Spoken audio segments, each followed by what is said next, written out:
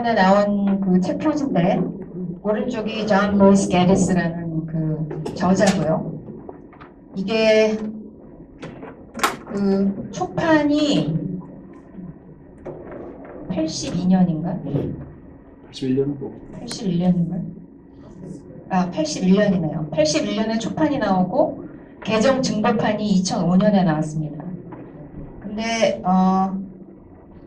이 제목을 잘 보시면 우리나라 제목으로는 봉쇄 전략이라고 해서 단수로 돼 있지만 영어로 보면은 strategies라고 돼 있죠. 복수로.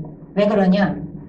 이 봉쇄 전략을 맨 처음에 수립한 사람은 단수로 수립을 했지만 이게 정권이 바뀌면서 계속 조금씩 수정 보완되고 변형되고 했기 때문에 각 그 새로 들어선 미국 행정부마다 조금씩 다르게 전략을 실행을 했어요. 그래서 복수로 미국의 봉쇄 전략들이라고 하는 게 맞겠죠.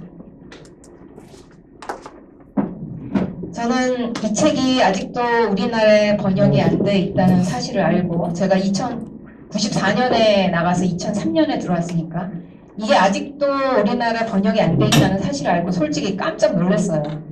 우리나라처럼 정말 그 냉전의 최전선에서 중공과 그 소련 같은 아주 붉은 대국을 두 나라를 머리에 이고 살았던 나라인데 거기다 분단까지 되고 그런데 이 책이 아직도 번역이 안 됐다는 얘기를 듣고 정말 우리나라 학자들은 게을르던지 아니면 학계가 좌경화돼 있어서 이런 책에 관심을 안 갖든지 하여간에 반성할 점이 많습니다. 우리나라 식자층은.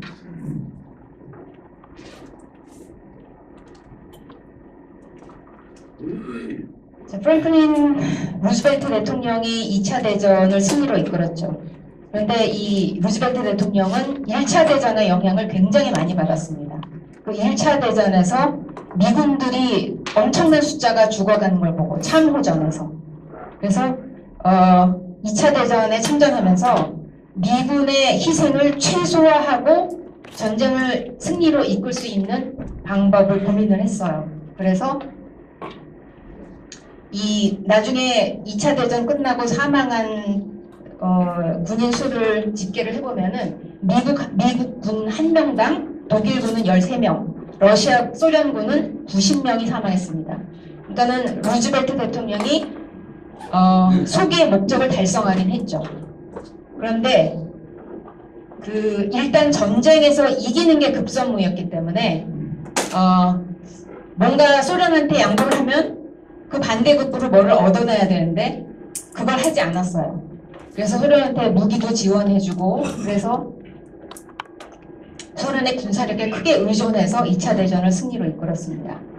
이 루즈벨트가 주장한 게 민주주의, 그러니까 미국은 군사력으로 전쟁에서 군사력을 대대적으로 지원해서 이기는 게 아니라 그 기술로서 그러니까 물자를 지원해서 민주주의를 수호하는 게 미국의 전략이다. 그래서 민주주의의 병기창이라는 구호를 들고 나왔습니다.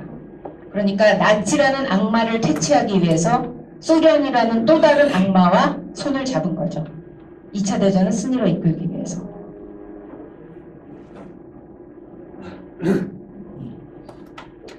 근데 이 반대급부라는 정책, 소련과 손을 잡고 전쟁을 승리로 이끌기 위해서 계속 퍼주기만 하고 그 반대급부를 얻어낸 게 없어요. 그래서 1944년 말에 이 미국의 관료들 사이에서 소련에 대한 정책에 대한 불만이 폭증하기 시작합니다.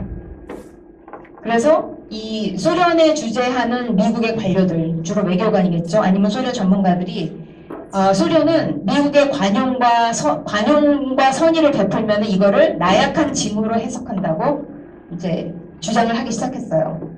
그리고 이 반대급부 정책도 효과를 보려면 소련이 외부의 영향을 받는다는 전제하에 이게 가능한데 소련은 그때 경제적으로도 그 세계망과 엮여 있지 않았기 때문에 외부의 영향을 받지를 않았습니다. 그래서 회유, 경제 원조 같은 정책도 효과가 없었어요. 그리고 또 하나는 이 사람은 리버럴입니다. 요즘은 리버럴의 진정한 의미가 퇴색해서 이제 리버럴은 그냥 좌익으로 번역을 하는데 보수주의자가 갖고 있는 공산주의에 대한 원초적인 공포심이 없었어요. 이 사람은 조금 결여돼 있었습니다. 그래서 공산주의가 이 자유주의 진영에 발휘할 수 있는 호소력을 굉장히 과소평가했고, 그리고 이 나치보다도 공산주의의 그 심리적 전복이나 선전선동이 훨씬 더 위력이 덜하다고 생각을 했습니다. 근데 이렇게 이제 대소 전략에 대한 불만이 폭증하는 가운데 1945년에 루즈벨트가 사망을 하면서 대소 전략을 바꿀 장애물이 사라졌습니다. 그 다음에 대통령이 된 사람이 트루먼이죠. 트루먼은 루즈벨트가 기용했던 참모들을 거의 그대로 기용을 했습니다. 그리고 루즈벨트가 실행했던 전략도 그대로 채택을 했고, 그런데 다른 게 뭐였냐면 루즈벨트는 굉장히 뭐라 그럴까, 속내를 숨기고 굉장히 여우 같다고 할까요? 그랬는데 트루먼은 굉장히 직설적이었습니다. 그래서 사실상 대소 전략이 바뀐 게 없는데도 불구하고 미국이 소련을 대하는 전략이 바뀌었다고 생각을 했어요. 근데 바뀐 건 없었습니다. 이 반대급부라는 정책을 이게 효과를 발휘하려면은 소련이 외부 영향에 취약해야 하는데 그렇지가 않았어요. 소련은 강력한 독재 국가이고, 그 다음에 그 당시에 자급자족이 가능했습니다. 그리고 바깥 세상에 대한 지식이나 이해도 결여돼 있어서 굉장히 폐쇄적인 사회였습니다. 근데 루즈벨트 대통령 때부터 해왔던 전략이 이제 더 이상 먹혀 들어가지 않게 되니까 이제 전략의 수정이 불가피해졌습니다.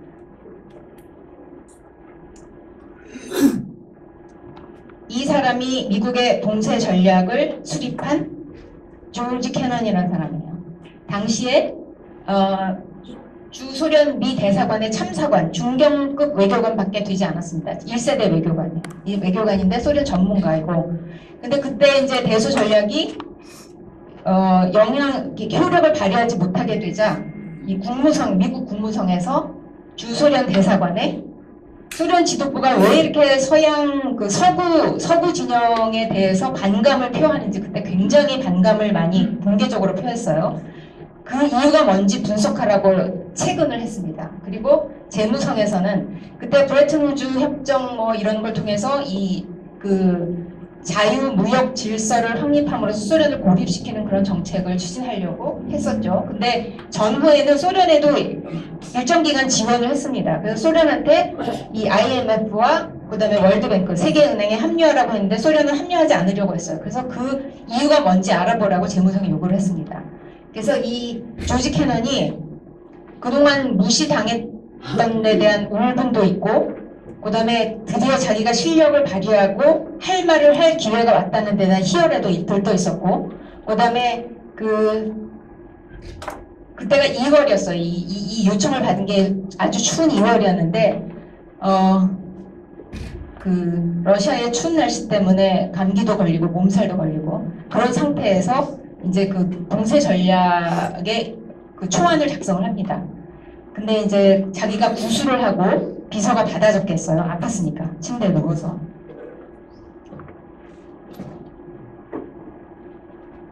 그래서 이 사람이 본국으로 송고한 8,000단어짜리 전신, 그때는 이런 인터넷도 없었죠. 긴 전문, 롱 텔레그램이라는 아주 유명한 문서를 작성해서 본국으로 송고합니다. 여기에는 이 8,000단어밖에 안 되는 이 전문이 향후 70년 동안, 70년인가? 아니죠. 92년에 소련이 무너졌으니까 한 45년? 아니, 지금도 지속되고 있을까? 어쨌거나 70년 뭐 넘게 되는 거죠. 냉전 시대 미국 대소 외교 정책의 토대가 된 문서입니다.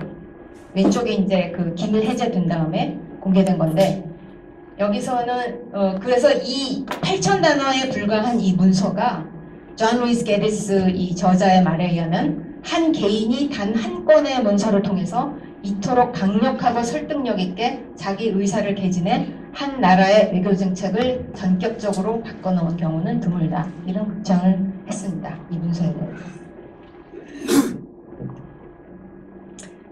훗날 이 긴 전문에 대해서 본인 이걸 작성한 당사자인 조지 캐넌이 회고를 어떻게 했냐면 이 전까지 이 긴 전문을 작성하기 전까지는 자기가 작성한 문서들이 내가 목표로 담은 독자들에게 아무런 감흥도 불러일으키지 않았지만 놀랍게도 이번 문서 긴 전문은 울림이 얼마나 컸던지 몇 달이 지나도 그 반향이 잦아들지 않았다 라고 회고를 했습니다. 먼 훗날.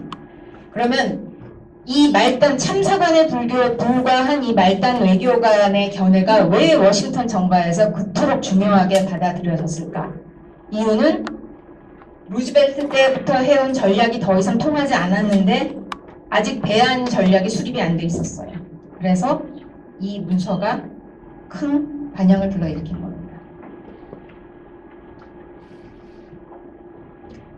그 2차 대전 일어나는 동안 그리고 그 이후에 끝난 후에도 소련에 대한 미국의 정책의 전제 조건이 뭐였냐면 서구에 대해서 소련이 적개심을 갖고 있는 이유는 열등감을 느끼고 그래서 불안하기 때문이다. 이게 전제였습니다. 그리고 소련이 미국과 협력을 할지 지속할지 여부는 미국하기 나름이다. 이런 생각을 하고 있었어요. 그래서 루즈벨트는 소련에 대해서 개방적인 태도를 취하고 그 다음에 소련이 국제사회에 통합될 것을 강조했습니다. 그리고 트루먼은 소련이 미국을 존중하게 유도하고 그 다음에 압박과 회유를 통해서 협상을 할 것을 강조를 했습니다. 근데 조지 캐넌은 이런 미국의 그 대소 정책의 근간이 모두 틀렸다고 긴 전문에다가 적고 있어요.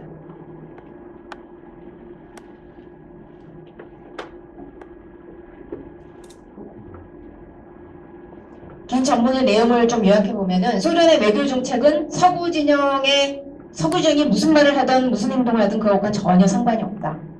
소련은 어떤 특성을 갖고 있느냐. 소련 공산당의 노선은 외부의 상황에 영향을 받는 게 아니라 당 내부의 필요에 의해서 결정된다.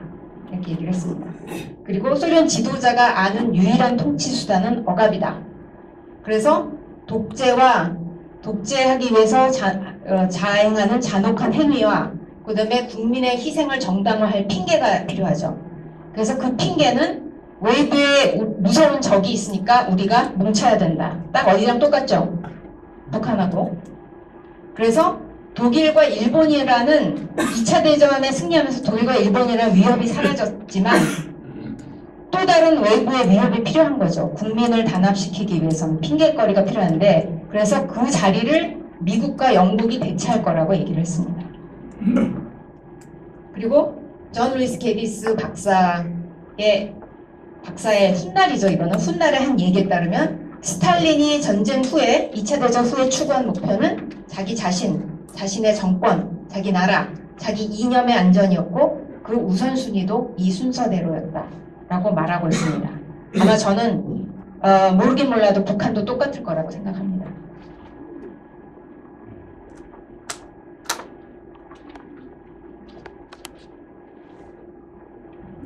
여기 아주 소련의 뭐라 그럴까요? 본능을, 그러니까 소련의 속성을 적나라하게 보여준 조지 캐넌의 말이 있습니다. 미국이 무장을 완전히 해제하고 러시아에 저자가 러시아, 소비에트, 소련 이거를 혼용하고 있거든요. 그러니까 러시아라고 해도 소비에트라고 해도 다 소련을 말하는 거라고 생각해 주시면 됩니다. 러시아의 공군과 해군력을 넘기고 정권을 미국 공산주의자들에게 이양하지 않는 한 이 문제는 소련과 관련된 문제는 조금 더 해소되지 않는다는 결론에 도달했다. 설사 미국이 위에 열거한 그런 조치를 모두 실행한다고 해도 모스크바, 소련은 뭔가 미국이 꿍꿍이 속에 있다고 의심을 하고 여전히 불안감을 떨쳐버리지 못하리라고 믿는다. 농담이 아니다. 라고 얘기를 했습니다. 아주 냉혹한 현실주의자죠.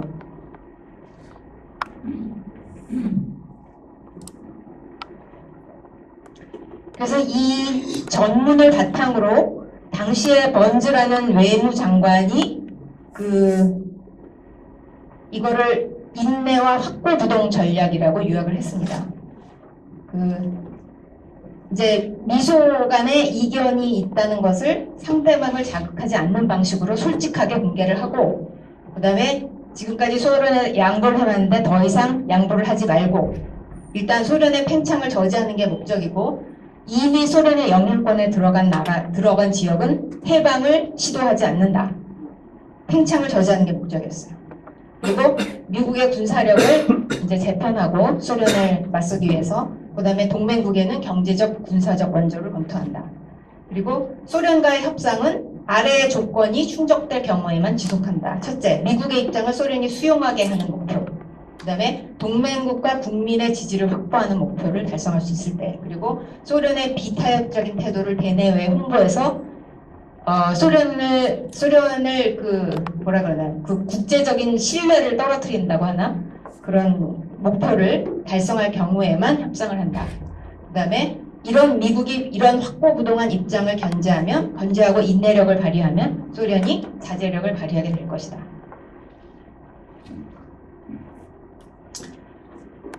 그런데 이 인내와 확고부동 전략은 전략이긴 하지만 여기에는 수단이 포함되어 있지 않았습니다.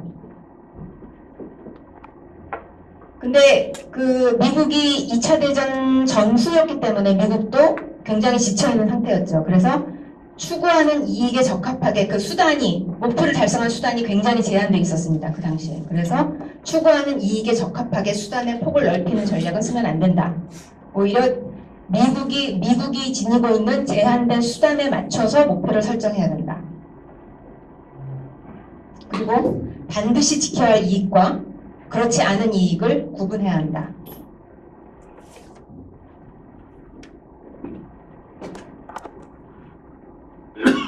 자, 조지 캐넌은 관료답지 않은 아주 뛰어난 재능을 지닌 사람이었습니다. 보통 관료들은 복지부동에 영혼 없죠. 조지 캐넌이 어떤 재능이 있었냐? 추구하는 목적과 그 추구하는 목적을 달성할 역량이 어느 정도나 되는지 이 관계를 가늠하는 능력이 뛰어났습니다. 그 다음에는 희망사항과, 그러니까 뜬구름 잡는 얘기인지 아니면 현실적으로 달성할 수 있는 이익인지 이 관계를 구분하는 능력도 뛰어났고, 그 다음에 장기적으로 추구해야 할 우선순위와 단기적으로 추구해야 할 우선순위를 파악하는 능력도 굉장히 뛰어났습니다. 그래서 조지 C. 마셜 국무장관이 취임하면서 정책기획국을 신설했습니다. 이 정책기획국은 미국의 외교 목표와 정책을 수립하고 개발하는 부서였어요. 그래서 이 기획국을 신설한 다음에 조지 캐넌을 초청해서 초대 국장에 임명합니다.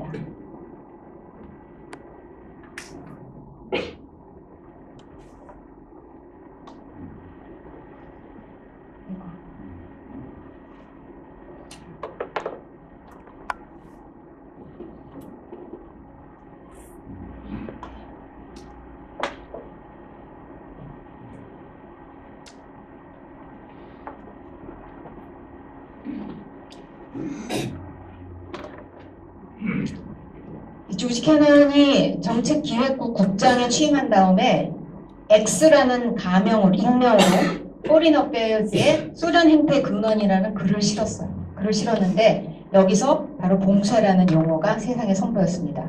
그런데 아서 크롭이라는 기자가 이거를 추적해서 이 글을 쓴 사람이 조지 캐넌이라는 사실을 밝혀내고 이거를 폭로합니다.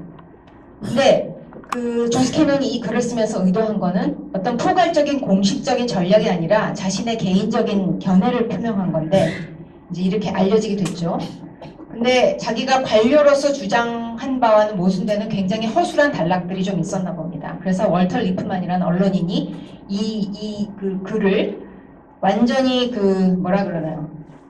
막 조목조목 비판을 했습니다. 비판했는데 당시에는 캐넌이 공직자였기 때문에 여기에서 구구절절하게 변명을 할 입장이 아니었고 그래서 이제 공개적으로 무슨 입장 표명을 안 했습니다. 훗날 20년 후에 다시 회고록에서 입장을 밝혔습니다.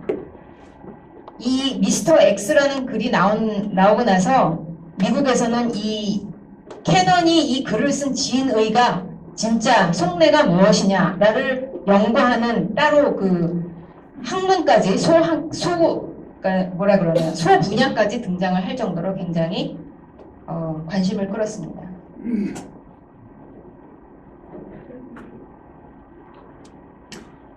그 캐논의 전략을 보면은 보편주의와 특수주의를 나누는데, 보편주의라는 거는 그러니까 다자간 협상을 통해서, 예를 들어 유엔이나 이런 그 국제 기구를 통해서 문제를 해결한다 라는 방식은 전혀 효과가 없다고 생각하고 있습니다.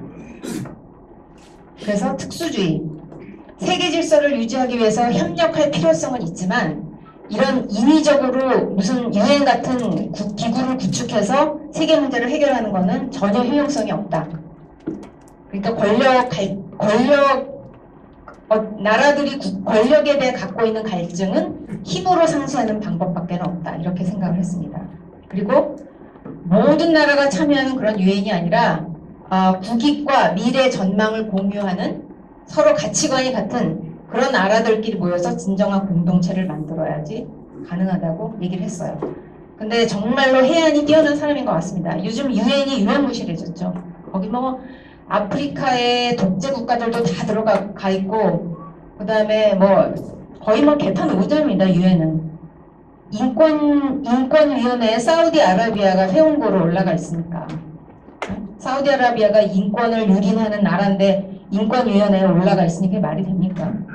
그리고 유엔에서 결의안 채택할 때 무슨 인권을 유린하는 나라 뭐 그런 결의안을 채택할 때 가장 많이 올라가는 나라가 이스라엘이에요. 이스라엘. 말이 안 되죠.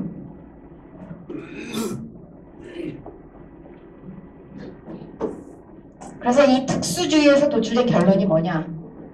중심지와 주변지를 나눴습니다. 그래서 중심지만이 미국 안보 위협에 대처할 공업력과 군사력과 전통을 지닌 나라들이다. 그러니까 이 5개 중심지는 미국, 영국, 독일, 그 다음에 중부 유럽, 소련, 일본, 이게 6개네. 5개가 아니라. 그러니까 이게 미국이 보호해야 할 중심지가 아니라 이런 중심지가 존재한다는 거고, 미국의 국익을 위해서 보호해야 할 중심지는 아마 미국, 그 다음에 서유럽, 그 다음에 소련 정도 되겠죠. 특히 서유럽에서 독일. 미국이 오지랖을 펴고 다니면서 모든 세상자를 처리할 수가 없다. 그러니까 선택과 집중해야 된다. 말하자면 그게 바로 특수주의에서 주제의 결론이에요.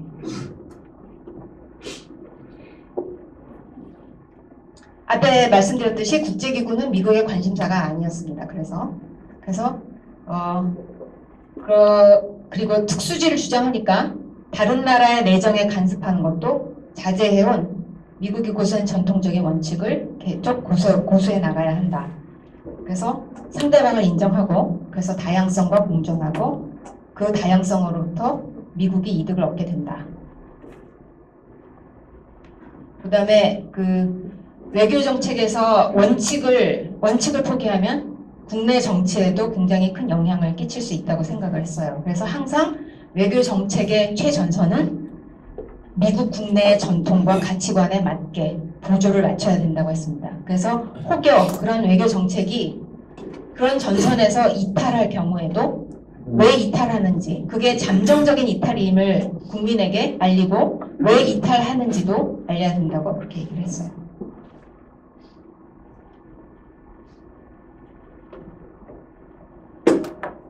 그래서 국가 간의 갈등 관계를 관리할 때는 이 유엔 같은 국제기구 같은 인위적인 제재가 아니라 힘의 평형으로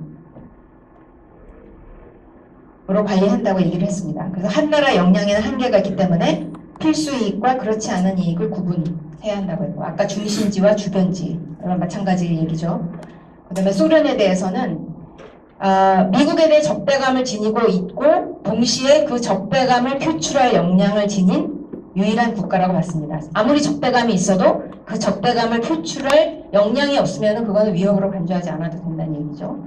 그리고 이념은 소련의 이념은 그 이념이 행동 지침이 아니라 이미 하려고 결심한 행동을 정당화하는 수단이라고 생각했어요. 이념이 목적이 아니라 이념이 수단이라고 봤습니다. 그래서 이 공세 정책의 목표는 소련의 팽창주의를 저지하는 것. 그리고 소련이 전쟁을 일으킬 위험은 크게 보진 않았습니다. 오히려 소련이 시행하는 자유진영에 대한 심리적 전복, 선전선동이 훨씬 위험하다고 봤어요. 그래서 심리전을 굉장히 강조했습니다. 소련은 인간의 본성이 지닌 그 사악함을 이용하는 선전선동 기법을 굉장히 능수능란하게 쓰고 있기 때문에 경계를 해야 된다고 했습니다. 그리고 아까 말씀드린 선택과 집중, 미국의 국익이 걸려있는 중심지에서 특히 서유럽과 일본을 전후의 경제를 재건해주고 자신감을 회복시켜야 된다고 생각했습니다.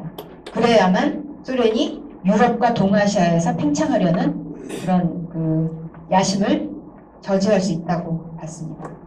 그리고 심리적으로 이 자유진영에서 심리적으로 소련의 팽창에 경향에 취약해지는 그런 상황을 방지해야 된다고 했습니다. 그리고 소련을 상대로 미국의 이익에 부합하는 세계 질서가 소련의 이익에도 부합한다고 생각하도록 계속 설득하는 작업을 해야 된다고 얘기를 했습니다. 그렇다고 군사력을 소홀히 한 건 아닙니다. 외교를 할 때 막강한 군사력이 배경에 있으면은 외교가 훨씬 원활하게 이뤄진다고 얘기를 했어요. 그래서 군사력이 존재만 해도 외교정책을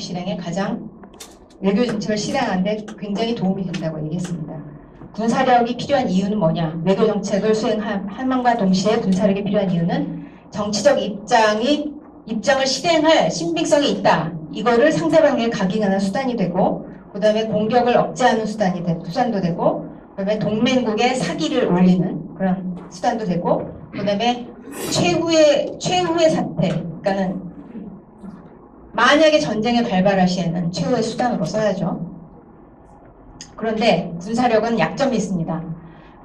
설사 전쟁을 승리한다고 하더라도 전쟁을 해서 승리하면은 해결하는 문제보다 더 많은 문제가 발생한다고 얘기를 했어요.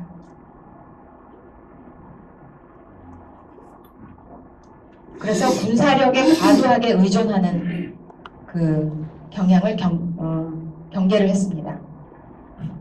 일단 서유럽과 일본 중심지를 방어하고, 그 다음에 중심지 주변의 낙후 지역을 선별적으로 보호해야 한다고 했습니다. 왜냐하면 중심지 주변이 공산화되면은 중심지까지 위협해지니까. 그래서 그리스와 터키, 서유럽 주변 국가죠. 그리스, 터키에다 원조를 승인을 했고, 그 다음에 동아시아의 방어 한계선을 그어서 그 거점 방어를 해야 된다고 했습니다. 거점은 오키나와나 필리핀 같은, 그러니까 우리나라는 들어가지 않았어요. 맨 처음에. 그래서 공산주의가 출몰하는 지역마다 미국이 가서 싸우는 방식은 절대로 반대했습니다. 미국의 역량에는 한계가 있기 때문에. 그래서 추구하는 궁극적인 목표는 미국과 소련의 영향권으로 나뉜 양극 체제가 아니라 미국이 중심지로 지목한 여러 지역을, 그러니까 경제적으로 재건하고 자신감을 키우고 안보를 튼튼하게 만들어서 여러 개의 힘의 중심지가 생기게 하고 그 힘의 중심지들끼리 서로 견제와 균형을 하는 그런 세계 질서를 원했어요. 캐논은. 그래서 어떤 얘기를 하냐면 그러니까 미국한테 굽신거리는 나라들이 아니라 미국과 소련 두 나라 모두에 배볼 수 있는 나라들로 이루어진 힘의 중심지들이 여러 개 있으면은 세계 힘의 균형이 유지되고 된다고 주장을 했습니다. 그 다음에 소련이 지니고 있는 팽창주의적 야심은 한계가 있다. 왜냐하면 자기 나라로부터 먼 지역을 복종시키려는 시도는 항상 저항에 부딪히고 한계에 부딪힙니다. 그래서 팽창 정책은 결국은 실패한다. 그런 주장을 했어요. 그리고 공산주의 정권이 들어서더라도 들어서더라도 다른 지역에 민주적인 절차로 수립된 정권이라면은 미국은 개입을 자제해야 된다. 라고 얘기를 했습니다. 근데 그 당시에 47년에는 그 서유럽의 공산당 세력이 굉장히 그 세를 얻고 있었습니다. 그래서 그런 가능성을 두고 염두에 두고 합니다.